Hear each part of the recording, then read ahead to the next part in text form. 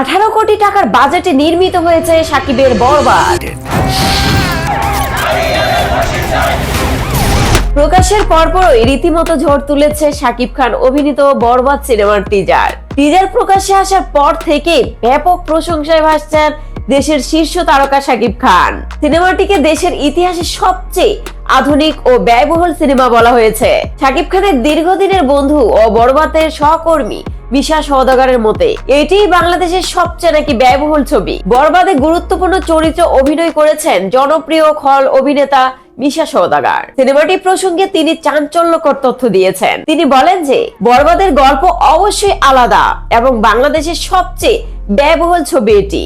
একই সঙ্গে আমার করা সবচেয়ে বড় বাজেটের ছবি এটি এবং টেকনিক্যাল দিক থেকে সবচেয়ে উন্নত মানের। এটা একেবারে বাংলাদেশের ওই সিনেমা, কিন্তু মানের দিক থেকে একেবারে ইন্টারন্যাশনাল স্ট্যান্ডার্ড। আপনারা ছবি দেখার সময় আমার কথার সঙ্গে মিলিয়ে নেবেন।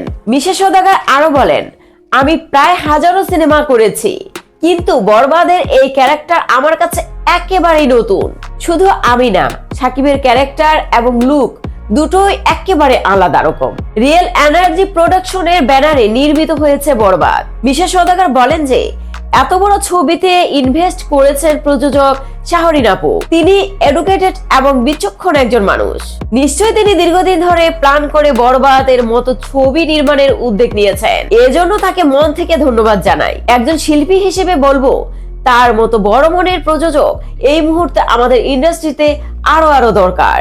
বরবাদ সিনেমায় আবারও শাকিব খানের সঙ্গী হয়েছেন পশ্চিমবঙ্গের ইদিকা পাল। শাকিব খানের সঙ্গে প্রিয়তমা সিনেমা দিয়ে বড় পর্দায় অভিষেক হয়েছিল তার। সেই সিনেমায় জনপ্রিয় হয়েছিল শাকিব ইদিকার জুটি। বরবাদে ইদিকা পাল অভিনয় করেছেন নিতু চরিত্রে।